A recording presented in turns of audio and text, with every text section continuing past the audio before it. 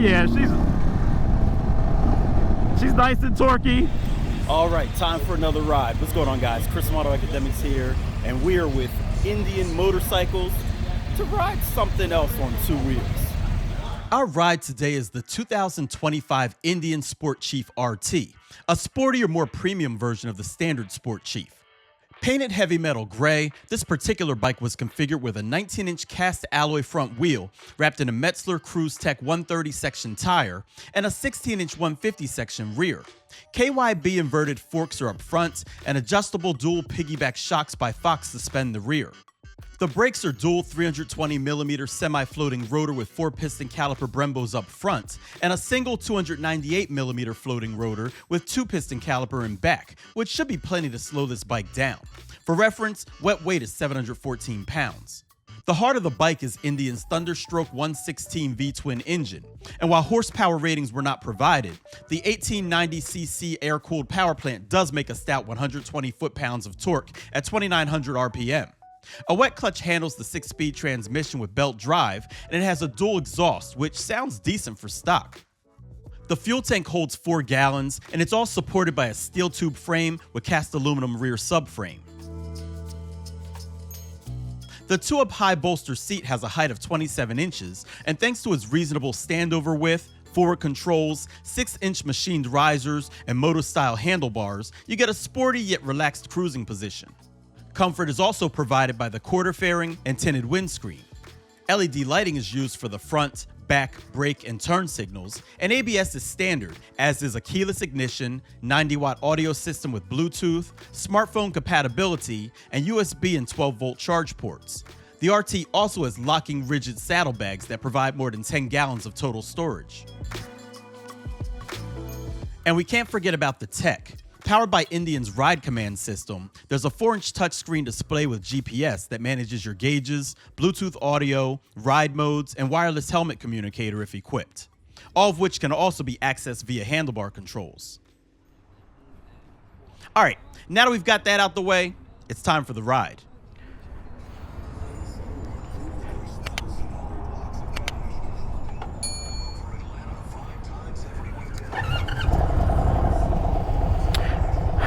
Alright guys, what's going on?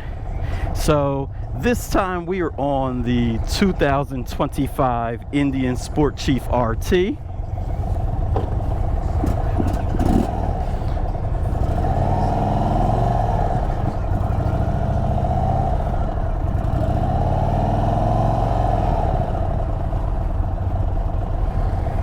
This bike is a little bit bigger. And so we'll see how it does. I'll tell you right now, the clutch take-up is a little bit higher than on the Scout 101 edition that I rode. So that is a little bit different. But, you know, hopefully that is not that big of a deal. We'll see. All right, we're just waiting for some traffic here.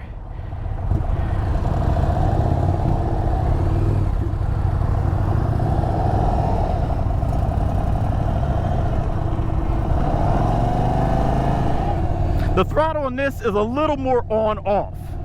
You've got a bit more of a dead zone as far as when the throttle actually engages and starts moving the bike, and then the power kicks in pretty strong. So it's definitely more powerful than the Scout. So I've got to remember just some nice, easy movements, you know? You can feel the weight a little bit more when you come to a stop. So again, the key with this one definitely seems to be smoothness.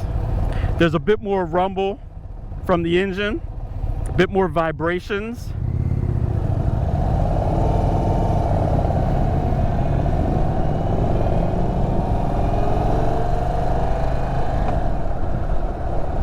There we go. See, if I stop being so ham-fisted and just smooth it out a little bit, then it's not quite as bad. This bike seems to work better with smoother applications of throttle and clutch. Now the power is definitely there, which is nice. Close my shield so hopefully you guys can get a little less wind noise in there. Again, it is a beautiful day today. A little bit cloudy, but I think I'd take that over blazing hot sun. Now this particular bike has some nice creature comforts. You got the nice Bluetooth stereo. There I am again, being ham-fisted with the clutch. Gotta remember to be smooth. There we go, Chris. There we go. Nice and easy. This one has the digital gauges as well, same as the Scout. I guess pretty much that's what all of the new Indian motorcycles have now. Now this bike doesn't rev nearly as high as the Scout did. This one redlines at 5,000 RPM, so it's a little more torquey down low. Again, the riding position is nice. You know, you're a little forward. It's a little bit of a forward reach to the bars, but it's a comfortable sitting position. So you're not totally upright, but you're not resting on your palms with your weight on your shoulders like a sport bike. So you've got just a nice sportier riding position. The mirrors they've got kind of like this teardrop shape, and while they seem like they should be a slightly bigger because of the teardrop shape than the round ones on the Scout, I honestly can't see as much over my right shoulder. I don't know if I'm just sitting awkwardly or what, but I don't see quite as much behind me as I did in the Scout. It's fine. I can see enough. It's just not, you know, as much.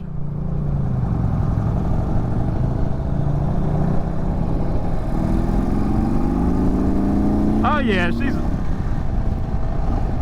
nice and torquey. The brakes feel good, decent pressure, you know, nice for just touring riding. In 6th gear, we're doing about 2,000 RPM at 55 miles an hour. The vibrations smooth out again in this cruising gear, and you know, the bike feels pretty stable. Suspension is nice. You know, it's comfortable, absorbs all the road imperfections.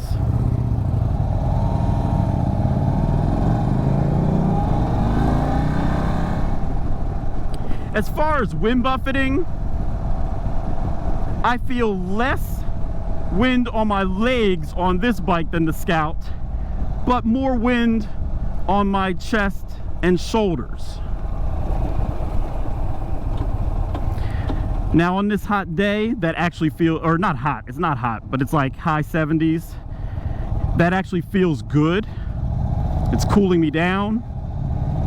But if you ride this in cold weather, that's something that you will definitely have to keep in mind, is that while your legs are warmer, possibly from the engine, your upper body might be a little colder, so you have to layer up.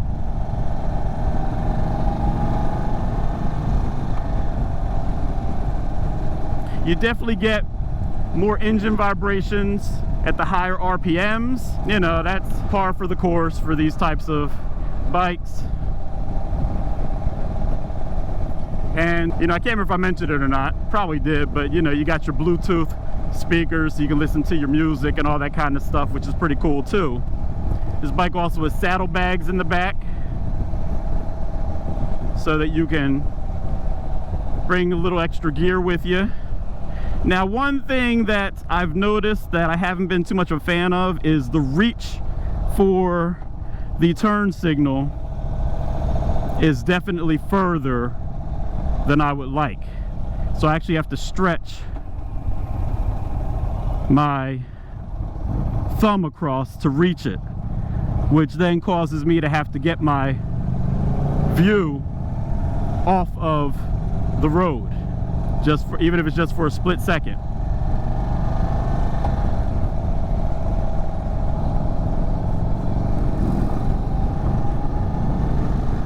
Little lane changes here.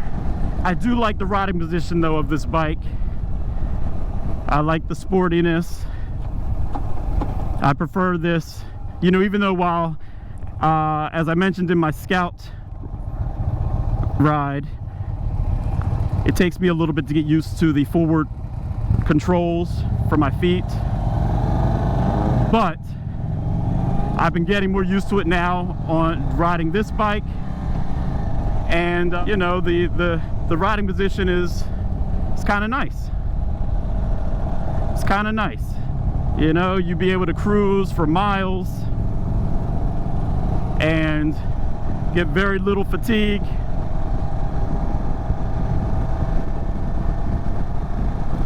Going through corners, it wasn't bad. Changing direction. Again, you can feel this weight a little bit more than in the Scout. So you're not gonna be really whipping. I mean, I'm sure some guys will get out there and, you know, take this on some curvies, hit the tail of the dragon and drag the heck out of these exhaust pipes. Not me. Not me. I would prefer something like this for just kind of cruising a little more locally. Now, we're at like 60 miles an hour. And I am getting a bit more wind on the upper body. I can feel it pushing my helmet a little bit more. If I tuck in, that helps a little bit. But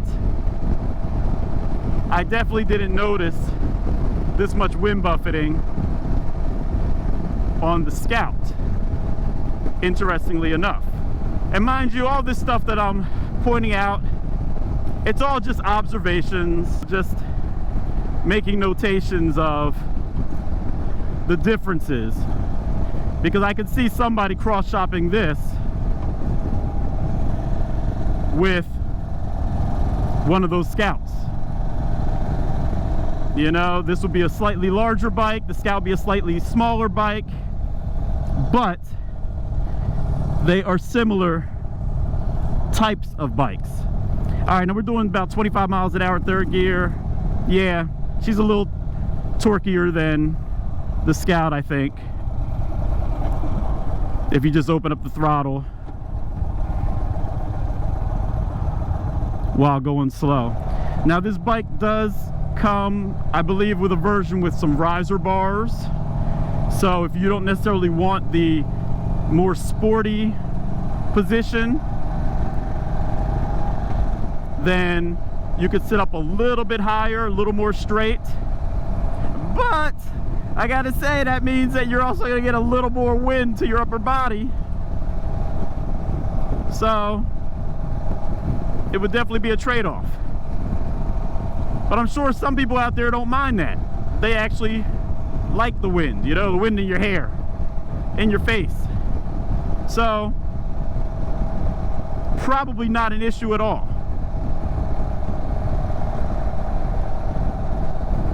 So we're coming to the dealership again. This was just a quick little first ride of the 2025 Indian Sport Chief RT. Nice little bike, or not that little, but you know, nice bike.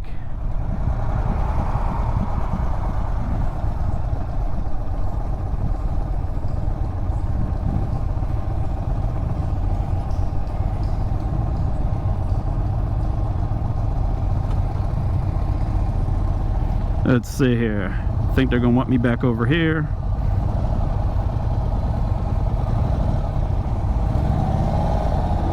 So let's do that.